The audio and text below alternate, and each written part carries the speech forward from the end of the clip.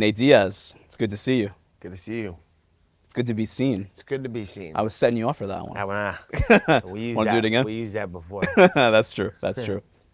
The last time that we spoke, Nate, was it was less than a year ago, and you were getting ready for the final fight on your UFC contract.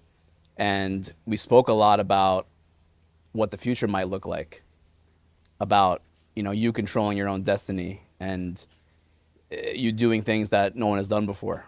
And now fast forward, 10 months and you have a big boxing match against Jake Paul, August 5th, American Airlines Center in Dallas. What has changed? You said you were going to do something, and now you're doing it. You're in the process of doing it. How does that feel? Yeah, it feels good. It feels like a long time coming. And like I said before, I want to do stuff nobody's ever done before. I think I've been doing that my whole career, so I plan on continuing for a long time. And the first kind of building block of that was Real Fight Inc. You have your own promotional company now. That really hasn't happened a lot in MMA, to have a fighter kind of rep themselves, do things themselves.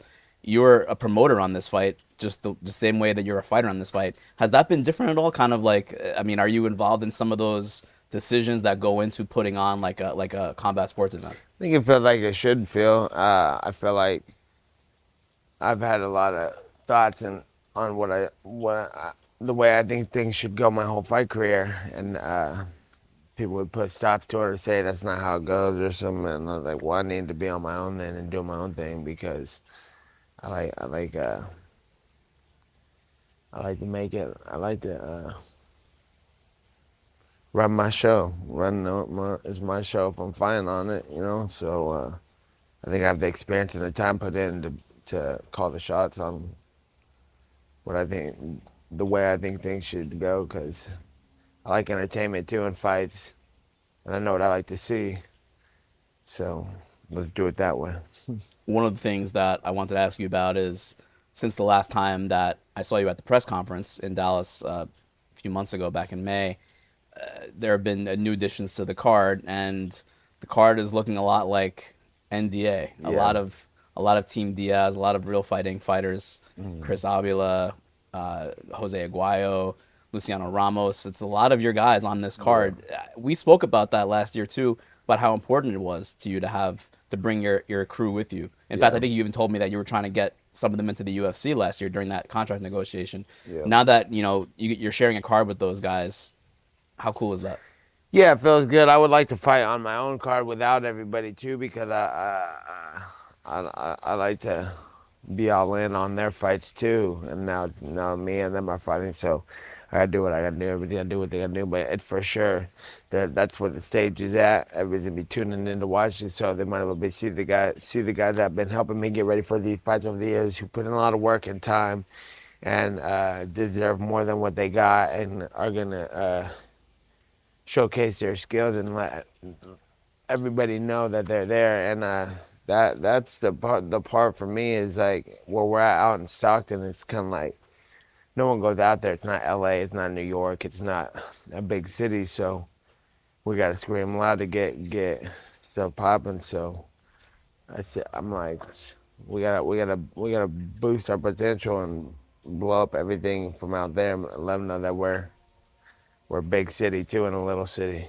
There was a little back and forth with you and Jake Paul about how many rounds the fight would be. I know that it was initially agreed for 8 rounds. Now it's 10 rounds. I think you tweeted that maybe you're good with 6 rounds. What is the deal with the round situation? I don't really care about the rounds. I'd rather less rounds, but it's just funny to see him make a deal over it anyway. Well, how so? Well, he didn't want to do 10 rounds or any more rounds, so I just wanted to see what he wanted to do. Is that like a little gamesmanship on your part? No, I didn't care. It was just funny because I was like, why did 8 rounds? He just fought 8 rounds a bunch of times, right? What's the rules? I don't really even know the rules for boxing. If it was like, you had to have championship. I think championship fights are 10 rounds or 12 rounds. 10 and 12. 12. Yep. Yeah, I wasn't sure, so I was like, well, let's do more rounds. It was just a little thigh that I didn't really care about. Another thing that people brought up is I'd rather do 2 or 4 rounds or 3. 2 or 4 rounds, or 2 minutes, or 4 minutes. Who wants to fight for longer? You get paid by the hour, right? You're Yeah, right. in and out. Get paid better. I don't care You how many rounds. Either way, it's fun. this fight is contracted at 185 pounds, and you fought the majority of your career lighter than that in the UFC, 170, 155. Doing anything differently in this camp because of that weight? Yeah, I've been just eating more and trying to put on some weight, and I did, and it's going good. Some Rayleigh sandwiches, maybe. In there? No sandwiches, but those are post fight meals. Okay. Post training meals, post fight meals. I want to ask you about some things that he's been saying in the media. Yeah. Since that press conference back in May. He seems like he's irritated that he thought that maybe you would promote the fight differently, or maybe you would go back at him on certain things, and he doesn't think you've been doing that. What are your thoughts on that? That's his problem. I don't really. I think my fighting from over the years promotes my fights, and I'm not gonna get in a little kid argument with the guy and act like we're any realer than it is. Don't get no realer than this anyway, so I don't need to act like it's. I don't talk a bunch of shit like he wants to do. I don't want to sit here and talk shit and go back and forth. He said something about me up at the press conference. I'm like, I wasn't there for no argument. I don't even want to go to a press conference to argue with nobody. If we're gonna argue, we're gonna fight. So let's just stay the away from each other until it's time to fight. Part of my language. Do you think that things might change during fight week? You're kind of in that Yeah, mode. I'm ready for everything. I'm ready. I'm ready to go to war right now, and I'm ready to be cool until it's time to fight. I don't care. I'm in a new point in my career where it's like I'm not trying to scare anybody. I'm not trying to fool anybody. If people want to watch, that'd be great. If they don't, that's fine too. I only need. That's where he got me twisted. I'm not in a gimmick fight with him. I only need him to know that I'll whip his ass. I don't need the whole world. I don't need to go begging for people to watch. Don't watch. Actually, let me ask you about that, because he said in an interview with TMZ just a few days ago that he's confident about knocking you out. What are your thoughts on that? That's what people say. And if you weren't confident about that, why would you be fighting? So, comes with the territory. I'm not gonna tell you what I'm confident about. Confident about it at all. I'm not taking it any lighter or more than anybody else. I'm here to win always, and that's what I'm coming with. That's what I'm. What are the stakes for this fight for you? Do you think? Would you say, like, what's on the line?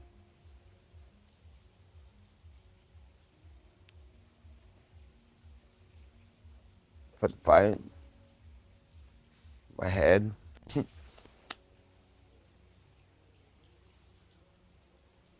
When I was in Stockton with you last year, you said something that I actually just remembered. You said everything changes after every fight. What do you think the change will be leading into this fight and after this fight?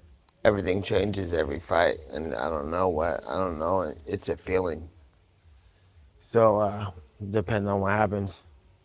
If I watch a good fight, when I fought Masvidal, when I fought Anthony Pettis, I didn't fight for 3 years because I fought Connor, and I didn't want to. They started offering. First, I beat him, and they were gonna let me fight anybody I wanted for any title, any weight. And then I rematched him because I'm not whack. I took the short notice fight. He took the short notice fight. I'll give him a rematch. I knew I was gonna beat him anyway, so why won't I go do it again? So I fought him again. He won a decision. And then he ran off and he fought for a world title and then fought Floyd Mayweather and did all this big stuff. And they tried to match me up with some low-ranked fighter. somewhere, and I was like, no, I'll take the number 2 guy, the number 1 guy, whoever I wanted at the time. And they were like, nah, we're not doing that. Like I came off some vicious loss or something. And so I was like, well, shit, I'll just sit back until something big happens. I'll sit back then and fight somebody when somebody does something, because there ain't nobody to fight anyone, and everybody's whack. And then, so I sat around, and I was like, I'll wait for something big to happen until I have somebody to fight, somebody who meets my criteria, because I outgrew everybody. I felt like I did more than anybody did. I beat the best guy, the biggest guy, and that's the biggest thing. So I was like, I don't have nothing to prove on none of these guys until somebody does something. And nobody did anything. And 3 years went by, and I was training the whole time waiting for someone to do something. Nobody did shit. And then Masvidal, the fight in Aspen. And I was like, please beat this motherfucker. Please beat him. Because for the sport's sake, you're going to get this guy win, and then he's going to sit and hold on to top of people and do all this stuff. And then that fight went how it went, and that changed everything. And I was like, all right, well then, it's time to make a comeback. I got somebody to fight. Somebody did something. And everything that you've done, since then has kind of been on your own terms, and I think that that's continued now. So, what do you see in Jake Paul as like an opponent? What And gets that's you what interested? and that's what happened with the me promoting my own fights. Like I've been promoting my fights the whole time. I made all this stuff happen. The Conor fight, the other fight, the comeback against Pettis. Pettis just knocked out Thompson. So like that's a good criteria too. I'll fight him at 170, and then I'll get the fight with Masvidal. I'll make that fight. Then I'll bring the president to UFC, and then I'll sell out Madison Square Garden on a main event. And I've never even that title fight. You have to be a title fight to do that, but I did all that without it. So it's like it's bigger than all that. I'm like, oh, I am the promotion, and why not do my own? I do my own thing. So then now here we are, and now I'm fighting Paul, and if I beat him, who knows what's gonna happen, Maybe rematch, maybe do some other stuff, maybe not. I don't. Who knows? I don't know. I can't tell you. If he beats me, for sure I want a rematch, and maybe he rematch, maybe he don't. But I'll figure it out either way, and I'm gonna come back on top. And what's gonna end up happening is eventually, if say he did win, he's gonna end up wanting to rematch me, because I'm gonna do bigger stuff the whole time, just like I've been doing. Right now, for the last 5-10 years, more people that beat me want to rematch, want to fight me now. And I'm like, what the, if you guys all want to fight me and I just beat all you guys, then who really won? He wants to rematch you in MMA. Who? Jake Paul. Jake Paul does. But we're gonna have to do the fight and see what happens. Is that something that you might be interested in? Yeah, for sure. We'll see what happens. Though I'm not committed to anything past the fight. That's what the UFC did to me, and that's what I learned from it. I'm like, not committing to anything past the one objective. It's the ass whipping, and then we make all new plans the next morning. Do you feel like and the reason why I ask you is that just a few days ago it was announced that Francis Ngannou was going to fight Tyson Fury in a boxing match, and Ngannou did something kind of similar to what you did. He kind of fought out his contract with the UFC, and now he's getting a really big boxing match. Do you feel like that? You're I don't want to use the word role model, but you're some people are looking to see what happens with you in the business, the promotion, Real Fight Inc., the Jake Paul fight. Do you feel that? You feel that way? Yeah, well, there should because there's been a lot of blueprints laid that I've done. Like I put out a lot of ways on how to do things if you actually watch. But I copied the book from people too. I watched what was happening. Golden Boy did his own promotion. Mayweather did his own thing. Floyd Mayweather did his own thing. I knew this 10, 15 years ago when I was trying to get out of the UFC, like a long time ago. And my brother did stuff. I saw Chael Sonnen do stuff, and people do stuff. And you're like, you got to take what's it like the art, like the martial art. You got to take the whole package, and it's the art itself, just the whole fight game. And I grew up in the art. I'm like, I know who people want to see fight. I know who I want to see fight more than other people, more than somebody else. So yeah, read the book. You happy for Ngannou that he got that fight against Fury? Yeah, I'm happy that that if he's happy and making some, he's cool. Whatever he wants to do, that's cool. I think that if you're a fighter, especially the heavyweight champion of the world, you should do whatever you want to do. I think just being a fighter in general, but especially not only that, but the heavyweight champ. That's and it'd be I think it'd be cooler to see him fight MMA fight against Fury, because people like put their criticism about how how Ngannou's gonna do, but The boxers are the other not way the boxers are not around, going the other way. the The other way MMA around's fighters are going to funny too. boxing. That's what I said yesterday to them. I was like, shout out to James Toney. James Toney came out here and did it. And Clarissa Shields, shout out to her. Hmm. She came in and fought people too, and that's real cool because there's a lot of pressure coming from that. And it's going the other way too. Now he's going over there to box. I'm going over to box. I never boxed before. I've been boxing my whole career, but I never boxed in a boxing match. He's got a 4-0 against knocked out several world champions and MMA fighters. So now I got a task at hand too. It's like, yo, it's the other way around. Are you approaching this like training camp any differently than you would an MMA fight because it's boxing? Not really, because I always brought all the best pros they could bring out from MMA fights, and I would spar them like I was in a boxing match too. So pretty much the same, just a lot more focus on just boxing and not the other stuff. What happened with that sparring partner? I didn't see a whole lot of it, but I think he was like, there's a rule in the gym, right? You don't talk about sparring, and this guy went on social media. Did that annoy you? No, it comes with the territory. I know how boxing is and boxing gyms. They're kind of ignorant to things. A lot of boxers, and like whenever I whip someone's ass, I'm tough or in good shape. I'm not good. You know what I'm saying? I'm just in better shape than every boxer that I ever spar ever. So it comes with the territory. I don't care. It's all good. You had said that you could see yourself going back to the UFC at some point. Is that still something that is on your mind? Is that still a possibility? Yeah, 100%. Yeah, I still, like I said, every fight, some changes. Who's Leon Edwards fighting next? Probably Colby Covington. Probably coming to. Yeah. Yeah, that fight will change stuff. Conor McGregor's supposed to fight Michael Chandler next. Do you think that fight will happen? Who's it? Conor. McGregor Yeah, I and don't Michael know. Chandler. I don't think it's gonna happen. I don't know if it is. So, what do you think? I don't know. Yeah, I don't know either. I don't know. Do you think that Conor could be waiting for you to come back possibly? I didn't even think about it like that, but nah, I don't think so. How close were you to doing the Ultimate Fighter reality show? Because I think you had said that there were talks. Yeah, they were asking me about it, and I wasn't interested. I'm not a coach, and I'm not playing Ultimate Fighter.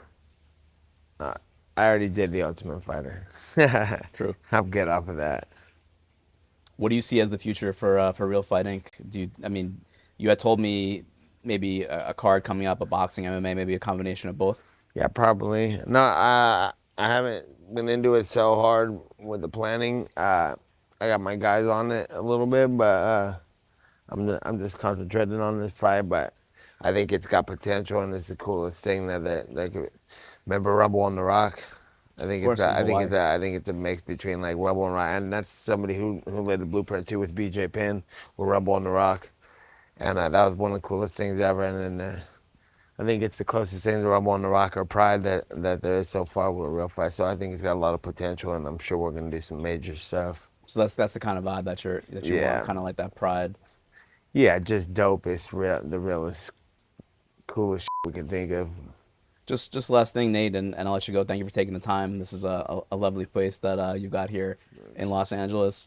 What do you think comes next? After this fight, I know that there's a lot of unknown because we don't know the result of the fight, but I know that you're probably very confident that you're going to win.